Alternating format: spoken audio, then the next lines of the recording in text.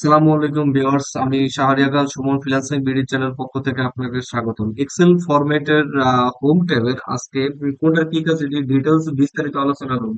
প্রথমে কাট কাট অপশন, কোনো কিছু যদি আমরা এখান থেকে কাট করি, যেমন এই সেল সিলেক্ট করলাম, এই কাট, এখানে আমরা এটা পেস্ট করতে পারবো। এখান থেকে কিন্তু এটা কাট করে এখানে পেস্ট করছি। এখন যে কোনো ডাটা আপনি কাট করে এখান থেকে পেস্ট করতে পারবেন। তারপরে ফরম্যাট ফরম্যাট পেইন্টার, যেমন এখানে যদি আমি এইটা সেম সেম এই কালারটা দিতে চাই, এইটা আমি ফরম্যাট পেইন্টার নিয়ে এখানে ধরে দিয়ে দিলাম, এই ফরম্যাটটা চলে গেল ফরম্যাট পেইন্টার। এখন বোল্ড বোল্ড যদি আমরা কোনো লেখাকে বোল্ড করতে চাই, যেমন তানিশা রহমান, এটা যদি আমরা বোল্ড করতে চাই তাহলে এই বোল্ডে ক্লিক করলে বোল্ড হয়ে যাবে। ইটালিক ইটালিক যদি আমরা কোনো টেক্সটকে ইটালিক ইটালিক করতে চাই, তাহলে আমরা এটা সিলেক্ট করে সেলটা সিলেক্ট করব। আর ইটালিকে ক্লিক করলে মানে একটু বাঁকা হয়ে যাবে। ইটালিক আন্ডারলাইন যদি আমরা কোনো টেক্সটের টেক্সটের নিচে আন্ডারলাইন ব্যবহার করতে চাই, তাহলে আমরা এখানে আন্ডারলাইন ব্যবহার করলে আন্ডারলাইন আন্ডারলাইন হয়ে যাবে। আবার যদি আন্ডারলাইন রিমুভ করে দিই, আন্ডারলাইন রিমুভ হয়ে যাবে। এখন যদি আমরা কোনো একটা নির্দিষ্ট সেল কলাম যদি আমরা অল বর্ডার দিতে চাই, এখানে এই যে হোম ট্যাবে এই বর্ডার অপশন যাবেন। বর্ডার অপশন, এই যে bottom border, top border, left border, right border, no border, all বর্ডারে ক্লিক করলে যতটুকু পর্যন্ত সিলেক্ট করছি আমাদের সবগুলো বর্ডার হয়ে যাবে। এখন বর্ডার করে দিয়েছে আমরা সব। আবার যদি আমরা বর্ডার কোনো কাজের ক্ষেত্রে যদি বর্ডার প্রয়োজন না হয়, তাহলে আমরা এখানে আবার এই যে নো বর্ডারে ক্লিক করলে বর্ডার উঠে যাবে। এখন টেক্সট যদি আমরা এই লেখাকে আরো বড় করতে চাই, যে আরো বড় করে ডিসপ্লে করে দেখা যাবে, তাহলে এখানে মাউসের কার্সার ডাবল ক্লিক করলে এটা আরো বড় হইতে থাকবে। আবার এখানে যদি মাউসের কার্সার ডাবল ক্লিক করি, তাহলে এটা আস্তে আস্তে ছোট হইতে পারে। এই ক্ষেত্রে আমরা আবার ফন্ট ফন্টের সাইজ দিতে পারি, কোনটা কি সাইজ হবে এখানে ম্যানুয়ালি এটা সিলেক্ট করে দিতে পারি। ঠিক আছে। কোনো একটা লেখাকে যদি আমরা নির্দিষ্ট একটা কালারে রূপান্তরিত করতে চাই, তাহলে আমরা এখানে যাব। এখানে যে যে কোনো একটা কালার আপনি চুজ করে দিতে পারেন। যে কোনো একটা এনি টাইম যে কোনো একটা কালার চুজ করে দিতে পারবেন। আবার টেক্সটের কালারটাও যেমন হোয়াইট, ব্ল্যাক, সাদা, যে কোনো একটা রাখতে পারেন। যেমন আমি এটার টেক্সটের কালার হোয়াইট করে হোয়াইট করে দিয়েছি। এখন এটা যদি আমরা মানে কালারটা যদি উড়ে গেলো, আবার কালার অপশনে যাব, এই যে নো ফিলে যে কালারটা উঠে যাবে। এখন টেক্সটের কালারটা আমরা কালো করে দিই। এখন যদি যেমন এই লেখাটাকে, যেমন এই যে সেন্টার, এই যদি আমরা সেন্টার আনতে চাই, এই লেখাটা যদি মাঝ বরাবর থাকতে চাই, তাহলে আমরা এই সেলটা সিলেক্ট করব। এই যে সেন্টারে ক্লিক করব, সেন্টারে ক্লিক করলে এই লেখাটা মাঝ বরাবর চলে আসবে। যদি আমরা কোনো লেখাকে যদি অ্যালাইন লেফট করতে চাই, যদি আমরা কোনো লেখাকে যদি অ্যালাইন লেফট করতে চাই, যেমন এই লেখাকে যদি আমরা মানে আহ, ও কলামের যদি অ্যালাইন লেফট লেফট করতে চাই, যদি এই দিকে চাপড়ায় রাখতে চাই, তাহলে আমরা এই সেলটা সিলেক্ট করব। যেখানে মাউসের কার্সারটা উপরে ধরলে দেখা যাবে যে অ্যালাইন লেফটে ক্লিক করলে এটা ডান দিকে চেপে যাবে।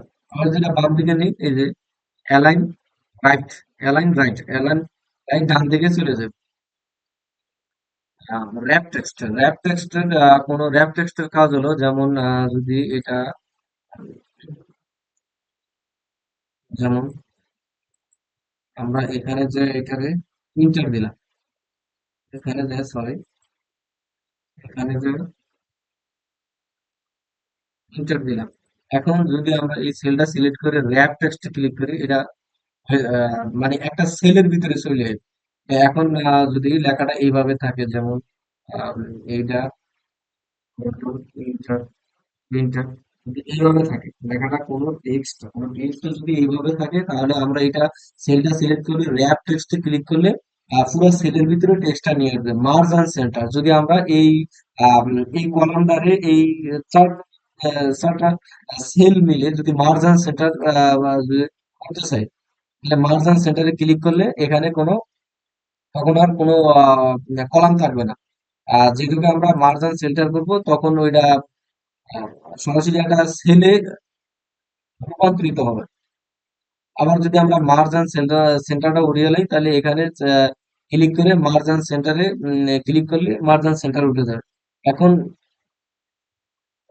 ডলার সাইন যদি আমরা কোনো লেখাকে যদি ডলার সাইন দিতে চাই তাহলে সেই সেলটা সিলেক্ট করে ডলারে ক্লিক করলে ডলার সাইন হয়ে যাবে। এখানে যদি ডলারের পরে দুইটা দশমিকের পরে দুইটা জিরো আছে, যদি দুইটা জিরোকে আমরা রাখতে না চাই তাহলে যে ডিক্রিজ ডিক্রিজ ডেসিমেলে ডাবল ক্লিক করলে আবার চলে যাবে। এখন ডলার সাইনটা আমরা উঠিয়ে ফেলি, আবার এই সেলটা ক্লিক করে যদি এখানে ক্লিক করি তাহলে ডলার সাইনটা আমাদের উঠে যাবে। যে জেনারেল ক্লিক করলে ডলার সাইনটা উঠে যাবে। এখন কন্ডিশনাল ফরম্যাটিং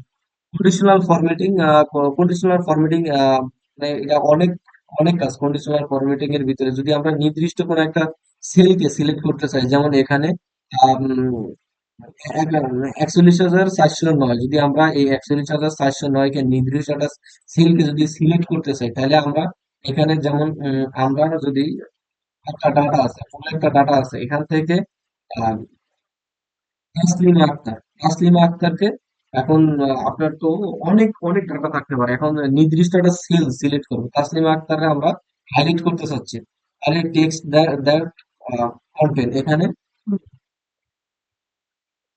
দিয়ে দিলাম আমরা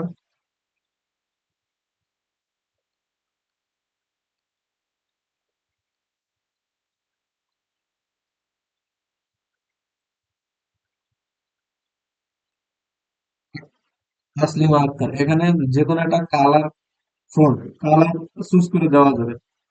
যেমন ফিলে আসলাম, ফিলে এখন তাসলিমা যে লাল রেড রেড কালার হবে। Okay, okay. Highlight cell rules greater than, যদি আমরা এখানে যেমন গ্রেটার দেন কে যদি আমরা মানে একটা সেল, এই সেলটা এখানে একটা সেল সিলেক্ট করলাম, কন্ডিশনাল ফরম্যাটিং গেলাম, হাইলাইট সেল রুলসে গেলাম। এখানে যদি আমরা যেমন আমরা এখানে 30,000-এর ঊর্ধ্বে দেখবো, 30,000-এর ঊর্ধ্বে 30,000-এর ঊর্ধ্বে কে কে আছে। যেমন যে কেউ আপনাকে বলতে পারে যে 30,000 ঊর্ধ্বে মানে 30,000 ঊর্ধ্বে যে সেল আছে সেগুলোকে হাইলাইট করো, নির্দিষ্ট একটা কালার দিয়ে হাইলাইট করো।